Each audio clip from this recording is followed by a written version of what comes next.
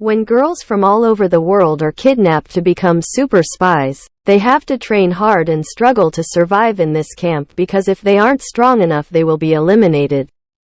They learn how to use every weapon and kill. But their most deadly weapon is their physical appearance, sexiness, and excellent seduction style. No matter how brutal the terrorist is, when he meets them they dance seductively and they're done. How will the story turn out? Let's watch together the movie called Naked Weapon. The story opens at a hotel in Italy. A very sexy woman is entering the hotel when she is searched by the security guard because he is afraid she is armed. When they didn't find anything, they let her go and find their leader. Next to the hotel, there were 3 police officers keeping an eye on the girl. One of them was a new police officer named Jack, who just came to work on his first day. They knew that that sexy girl is the ultimate assassin. The goal of the police is not to capture her, but Madame M, the person who trained her to be an assassin. Therefore, the 3 of them are lurking from afar, waiting for her to return to Madame M. As for the sexy girl, when that sexy woman entered the room, she began seducing the leader of the terrorist gang.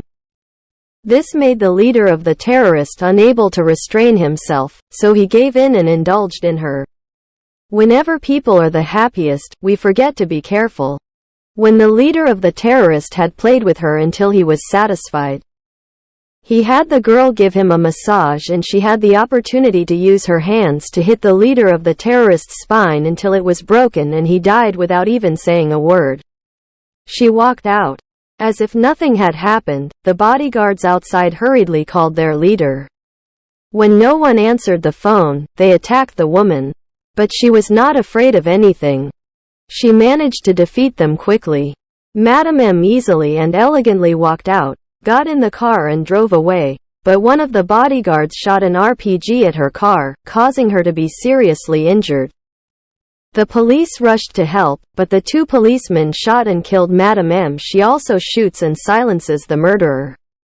Jack, the only rookie cop, shoots, but she escapes several months after the incident at a ring. The girl has no relatives. The brothers were boxing in exchange for money to support their lives. Her name was Catherine. She was very good and could defeat male opponents. Madame M came to her and invited her to live with her.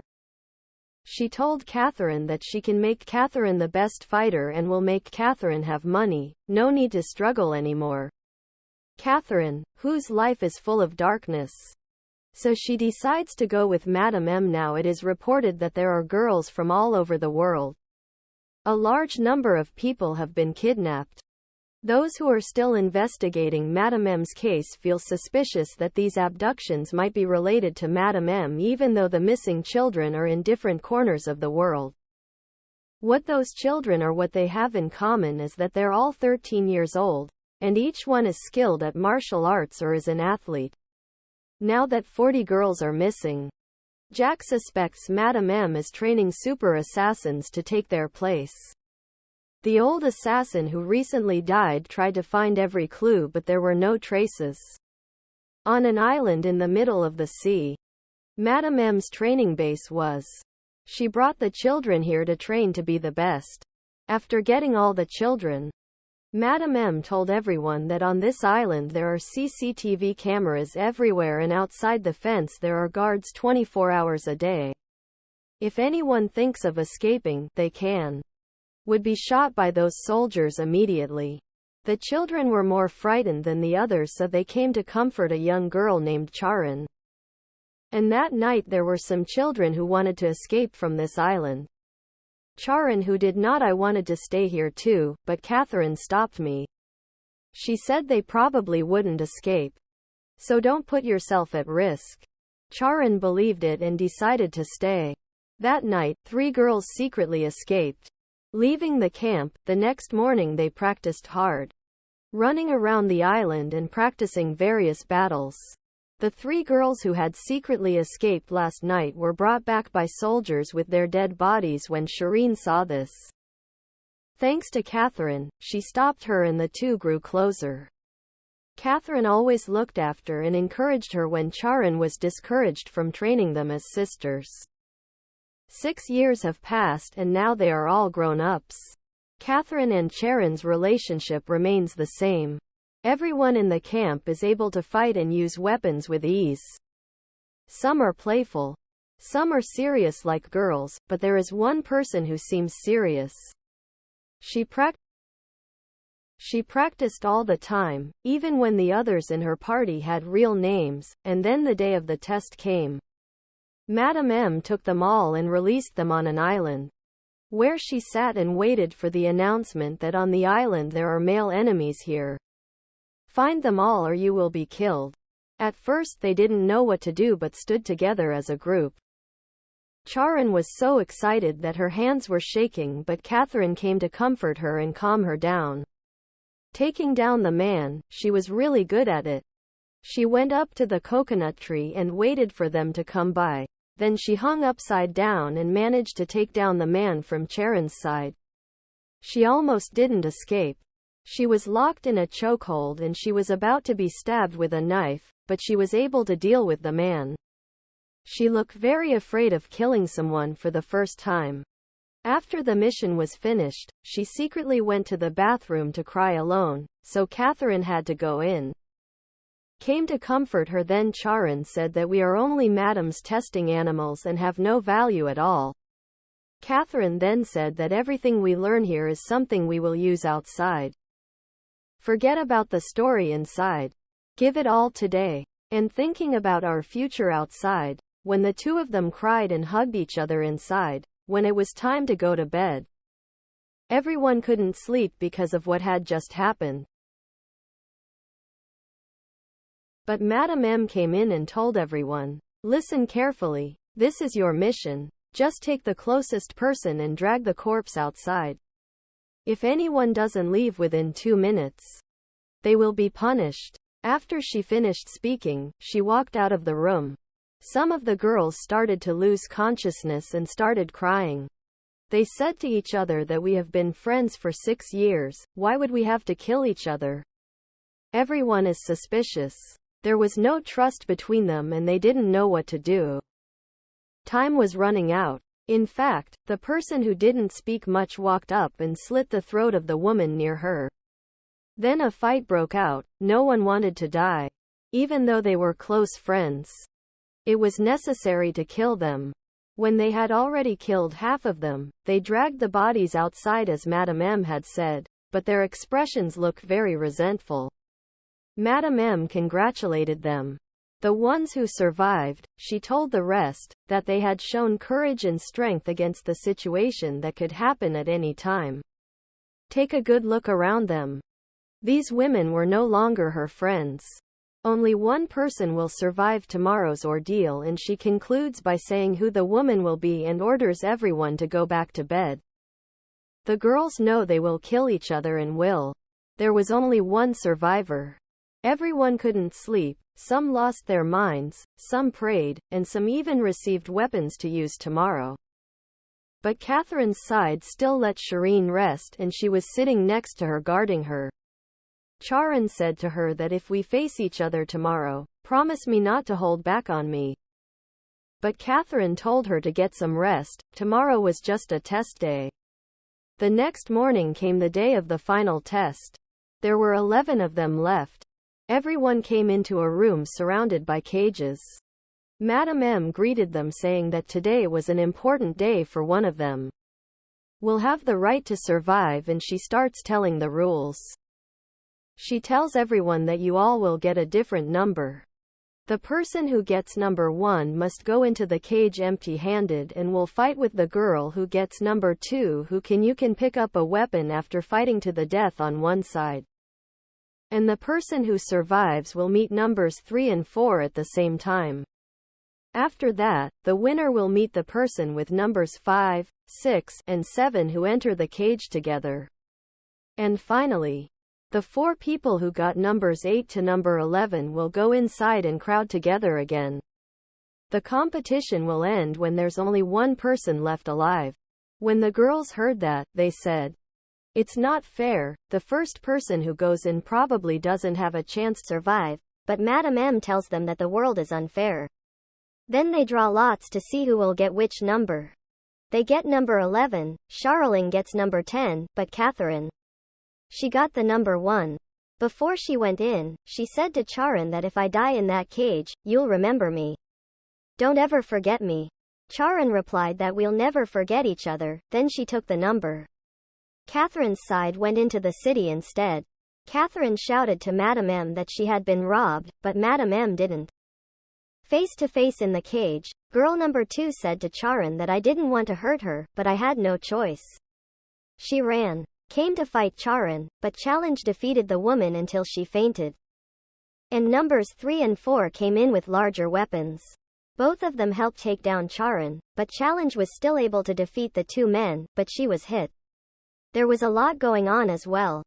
Catherine couldn't do anything but stand outside the cage worried when Charon took down number 3 and number 4.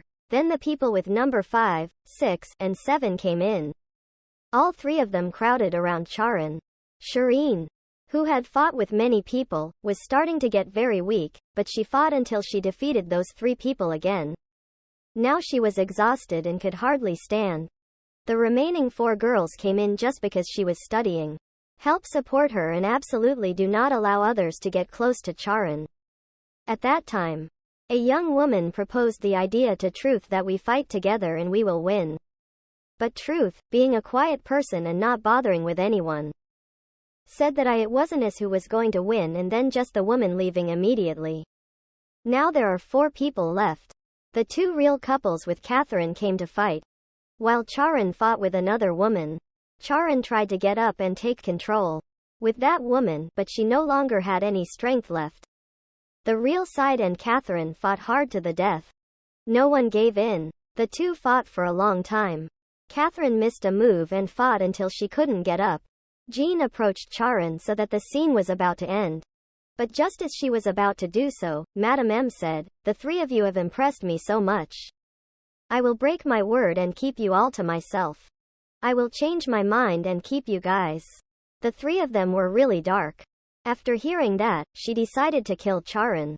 After several weeks, the 3 of them dressed beautifully and went to dinner with Madame M. She gave the girls a drink of wine and told them what it was like. Madame M said that in a month they will go out with a new name and they will make at least $5 million a year, and soon they will become the villains that the whole world needs. At the most, in another 5 years our contract will end, at which time they will either continue working with me or go out on their own. All 3 of them were very happy, like they finally saw the light. But then they suddenly lost their energy because of the wine. The medicine that Madame gave them to eat was filled with medicine. Then 3 large men came in and immediately raped the 3 of them. They didn't even have the strength to fight. Madame M sat and watched in a good mood after they finished their mission. Madame M then said to them that from now on their bodies are no longer theirs, but it is their greatest weapon. They must do everything to please men no matter how depraved it is, because the minute a man they were happiest when they were at their weakest. Months later, assassinations began all over the world. They never left any clues until terrorists, big and small, had to be twice as careful when they were given a mission. Go deal with one of the terrorists. She attacked that terrorist fervently, and when the activity was finished she would break that terrorist's spine, but it wasn't easy because those terrorists were also careful. He came and fought with Charon until he bled, but she defeated the terrorist. That person only had too many subordinates from this gang, so Charon couldn't escape, but just because she was studying. She came to help and brought her out until the 2 of them worked together and were very worried about each other from that incident. Jack, the policeman who was looking for her, Madame M had started to see clues. He saw the death of the terrorist with a broken spine and immediately knew that Madame M's killer had started hunting again. He had the blood that followed the terrorist tested and found the blood of Charon, the girl who disappeared 6 years ago. He is even more certain that this is definitely the work of Madame M's killer. Jack then goes to ask Charon's mother if Shireen has contacted her at all and tells her everything. But Charon's mother doesn't want to, Believing that her child would become a killer, she told Jack that even if Charon really came looking for her, she would not tell Jack to come and arrest her child, so Jack could only secretly keep an eye on Charon's mother. 2 days later it was the International Dragon Boat Festival, which is held every year in Hong Kong. There were many adults attending the event, and the target of the 3 girls was here as well. Charon came in and fired a gun at the target, and coincidentally, the mother of she was right there when she saw her own mother, so she didn't dare shoot again and ran away. So that person was the one who took action instead of the distributor who was secretly watching Charon's mother all the time. And when he saw Charon and her mother staring into the eyes, they knew right away, so they hurriedly followed Charon and hid in the ice cream booth. Jack went in as well, but they were both inside.